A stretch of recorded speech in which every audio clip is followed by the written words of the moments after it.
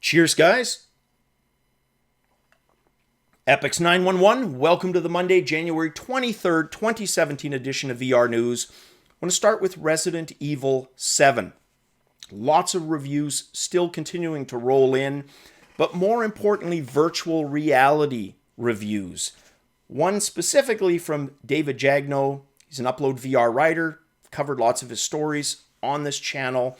He just finished the VR version, took him just over 12 hours, said it was easily the best VR experience he's had to date.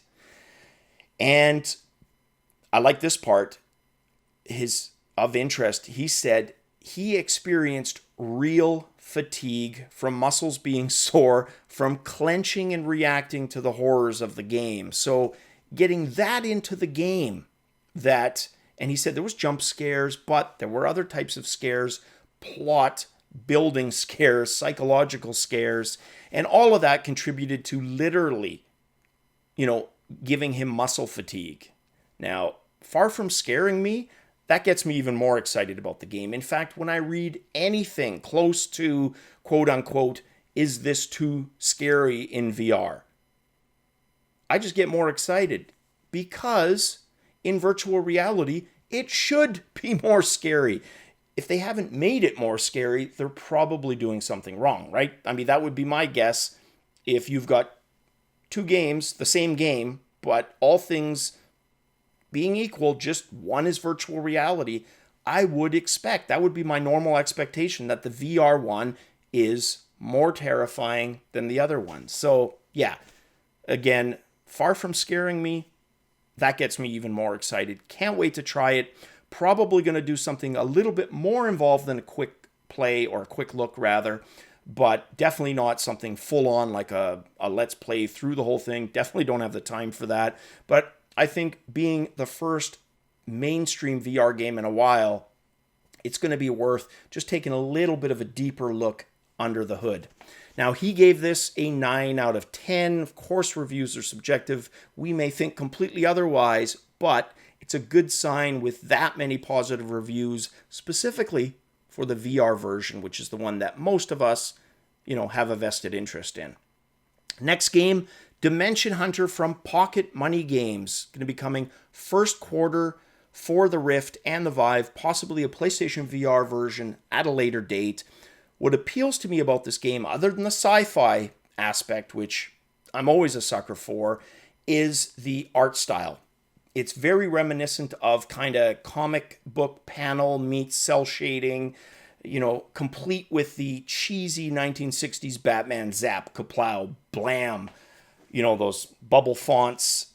It just looks, first of all, it looks fun. Second of all, it looks neat and innovative, in terms of a visual aesthetic that I just haven't definitely experienced in VR. So keep an eye out on that one. That's Dimension Hunter from Pocket Money Games. Now, this first news story is just something I wish I had when I was a kid, and then just quickly, I was a kid at a cool time. I don't regret when I was born, but once in a while you just think, what if? So, I got to see a lot of things. The dawn of the arcade, unfortunately the death of the arcade, etc. But today's kids, and that's what this story is about, is a whole new level of awesome. So this father used a Vive and basically turned his daughter's dollhouse into a virtual reality playroom for her. And what he did is he set up a 360-degree camera in her dollhouse, took footage, changed the dolls around, different scenarios, and basically created a series of experiences for her to enjoy in VR. And just really cute watching her video, how awe-struck she was at seeing all of this, talking to her dollies and going to the different rooms. I'm a sucker for that because I'm a father to a daughter, and I got her into gaming from a very, very young age. Even though she's, holy crap, turning 21, which still blows me away. Yeah, to have had that for her, hell, that for me, having my Star Wars toys like Hoth Ice Planet from Empire Strikes Back, and then being able to play on it like it was a playground movie set, hell yeah. That would have been so awesome. But unfortunately, born in the wrong time.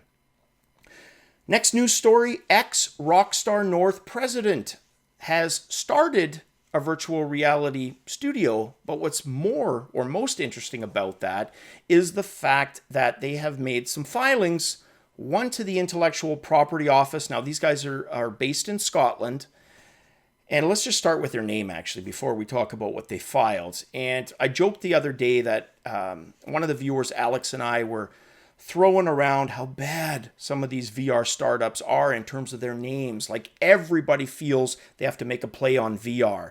This company, no different. And look, it's their right, of course.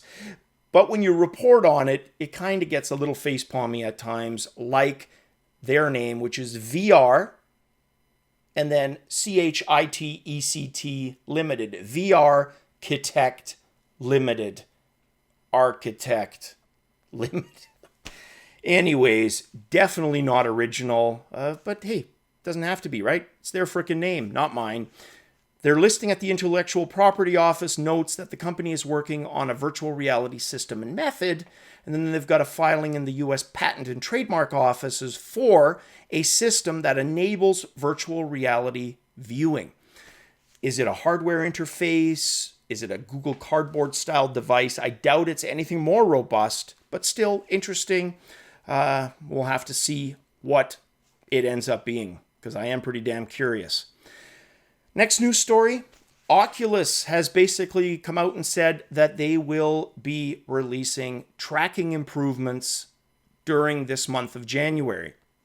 Now, since I did my Oculus Touch video, I've done a lot more gaming with the touch controllers, and I'll probably do an update.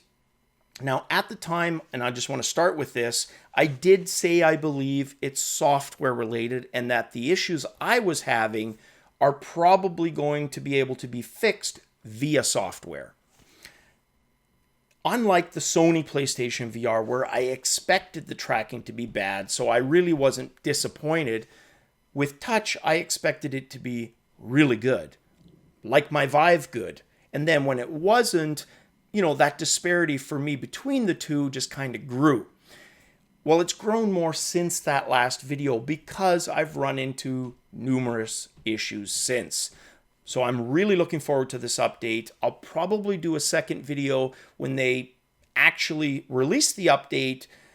So I'll be looking for their release notes to make sure it is in fact present, and then I'll probably do an update on that. Next news story, JauntVR. Now, these guys have been in the 360-degree filming, producing, creating sphere for a couple of years now. And they've built up a lot of experience during that time, which is why I think this move that they've done is so damn cool. They created a 56-page, essentially like a Cole's cheat notes, 56-page best practices for 360-degree videos. The title of this is The Cinematic VR Field Guide, a guide to best practices for shooting in 360-degree from Jaunt Studios. I will include the link below, but again, free, very well done. Like, this doesn't look like some, quickly typed up on WordPad or Word document. It looks like, it could turn into a published book. You could do that. It's of that quality. So if that is at all, of interest to you, 360-degree videos, have a look at that. Again, it's free and the link is below. Now, this next news story from Road to VR, also another one of Kent Bye's podcasts, admittedly a bit more technical than most, this one, but still completely, presented in a way that you get the gist of what they're talking about. But it's a podcast with Syntouch. So they're a company working on haptic feedback, haptic controls, and they have developed what they're calling Syntouch. And specifically, the interview was with Matt Borzaghi, and the Syntouch standard covers what they're calling 15 dimensions. So think of it as a circular wheel, with kind of different slices of pie. So 15 of those. And those 15 are within a handful of categories. And those categories are texture, compliance, friction, thermal, and adhesive. And what's interesting about that is, think about that just for a second. When I say adhesive, you can probably visualize in your brain very quickly the sensation of adhesive, right? Touching tape, Scotch tape, whatever. You can easily get the sense of that in your brain. If I say friction, you may think of touching Velcro or some other kind of friction surface, right? That's kind of what they're leading off with this whole Syntouch concept. But then the actual haptics needed to create those. And, even though we can bring those concepts up to our brains so quickly, tricking them through hardware and software as effectively, that is the challenge. So I say adhesive, again, we picture that in our brain, but how do you translate that to haptics in a way that works? So very interesting podcast. Have a look, link below. Next news story. This one is regarding a Russian company called Altair. And they have created an app that essentially mimics planetariums. Now, I've said before, I'm a huge astronomy geek. I remember with my refractor telescope seeing Jupiter and Saturn and my first globular cluster. Absolutely freaking amazing. The night sky we so take for granted. If you're in a place like, the middle of the desert in the U.S., in Arizona somewhere, when you see a true dark sky or some, hardly populated island in the Pacific somewhere, the sky is amazing. We're so used to the city sky with the light pollution, we forget what a non-polluted night sky actually looks like. And it's awe-inspiring. So as a kid, a lot of us did field trips to planetariums in this area. We have a very well-known planetarium in Vancouver. And what a planetarium is, for those who don't know, it's essentially an older device, like think of a circle with a lot of holes and a very bright light in the middle that projects stars onto the ceiling of a 360-degree kind of arena that you sit in. And separate light projectors for maybe the big stars or a moon or a planet, etc. And I remember as a kid, it was just mind-blowing to me because I loved space so much. That's what they've created with this app. So the app is called Fulldome Cinema, is the full title, Fulldome Cinema, and they have sought to recreate a planetarium theater inside VR with 200 virtual seats, 20-meter dome, like a dome projection screen, and how it would actually feel sitting in that, complete with head tracking, the whole works. So, if you're a bit older, and really, I don't even know the popularity, maybe it's still something students do, but with today's technology, it seems kind of woefully ancient, the whole planetarium concept. So probably more of a nostalgia thing for those of us who remember them. But you never know, right? Could be interesting to other generations as well. Very cool. That's available for Samsung Gear VR initially. Now, this next news story and the last has to do with Google's VR and AR team. Lots of new hires up, engineering project specialists, electrical hardware engineer, optical lab technician, thermal technician, all leading to speculation they may be working on something beyond Google Daydream. In other words, a solution more robust, or it could just simply be, peripherals, hardware, software that surround the Daydream View as it is. But leading speculation is that it's more robust than the Daydream View. Time will tell. All right, guys, that is it for the news on this Monday. Hopefully you guys have had a great start to the week. Cheers, as always.